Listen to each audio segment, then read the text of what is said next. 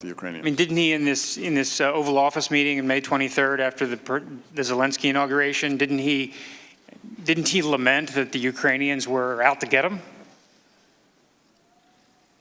I heard that his response to the suggestion that Mr. Zelensky visit President Trump in the Oval Office was not well received, and that he had concerns about Ukrainians, yes.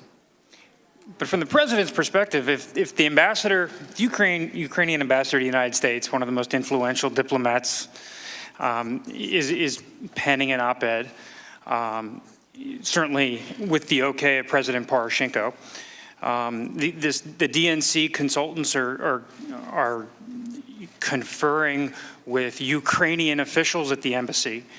Former Prime Minister Yatsenyuk is saying things on social media.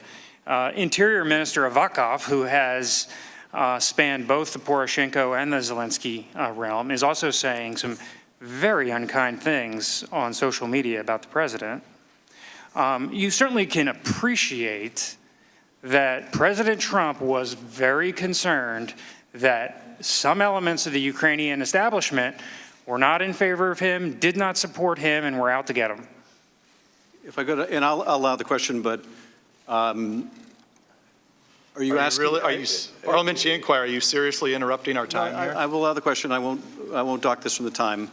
I just want to be clear, Ambassador, if you're able to verify the things that Council has asked you in the prerequisite of the question, that's fine.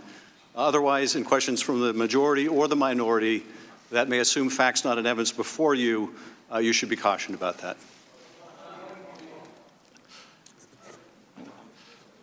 Mr. Chairman, point of order. The time is with with Minority Counsel. Mr. Ratcliffe. Chairman, I sat here through the first 45 minutes and literally had an objection to almost the foundation of every question that Mr. Goldman asked regarding facts not in evidence, leading. But House Resolution 660 does not say that we are under the federal rules of evidence. If it is your position that I should be asserting objections to questions that violate the federal rules of evidence, let me know now, because this hearing is going to change significantly. As I said, Mr. Ratcliffe, I will allow the question. I think the gentleman has a different question about the rules. So what are the rules that are going to govern this? Does the ranking member seek recognition? I'm yielding you to a question I just asked you. For what purpose do you seek recognition? To answer Mr. Ratcliffe's question. I have answered it. You may resume your question. Respectfully, Mr. Chairman, you haven't answered my question whether or not I should be assumes facts not in evidence or leading objections to questions that are posed from this point forward. That's my question. Mr. Ratcliffe, I'll say once again, I'm not objecting to the question, but I am instructing the witness that they should not presume questions from the majority or the minority that may represent facts not in evidence are correct. I have answered the question. We will resume the questioning and resume the clock. Mr. Castor. So you certainly can appreciate President Trump's concerns. Ms. Castor, I don't know the exact nature of President Trump's concerns.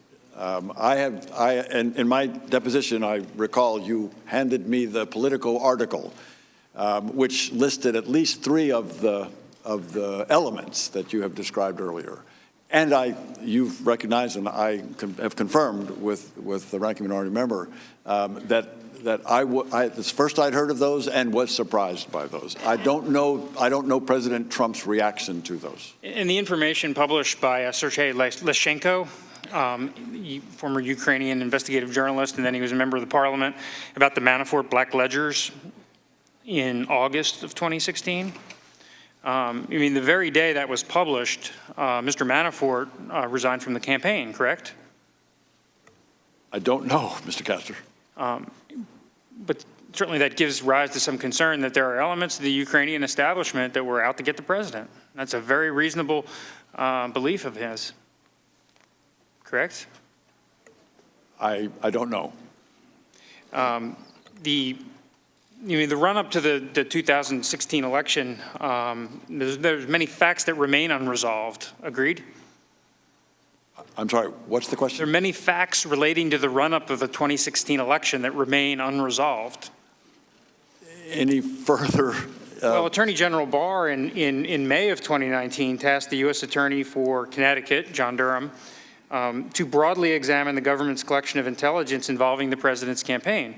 That effort initially was an administrative review, has turned into a criminal probe, and U.S. Attorney Durham is casting a wide net and is following the facts where they may lead. Are you aware of that? I'm aware that there is an investigation. That's as much as I'm aware. And so to the extent any information resides in Ukraine, it's perfectly appropriate for the Ukrainians to try to get to the bottom of that, for the Ukrainians to cooperate with the United States through official channels to share that information, correct? Ms. Kessler, can you say that one again? I'd appreciate it if you would restate the question. To the extent Ukraine has facts related to the run-up of the 2016 election that are under the U.S. Attorney Durham's probe, Ukraine should cooperate with the United States, and to the extent there are Ukrainians doing improper things, the Ukrainians ought to investigate that themselves, correct?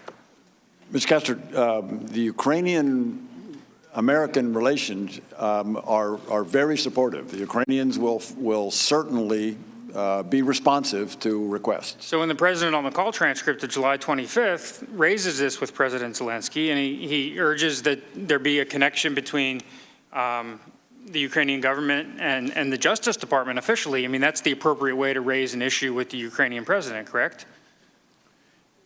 It's appropriate for the Justice Department and the Prosecutor General to cooperate and to exchange information, yes. But to the extent the president has concerns and to the extent the Attorney General is having the U.S. Attorney Durham look into that, isn't it entirely appropriate for the president to flag this for President Zelensky and say that you should be in touch with our official channels? Ms. Kessler, I don't know the precise appropriateness of these kinds of relations. Now, were you involved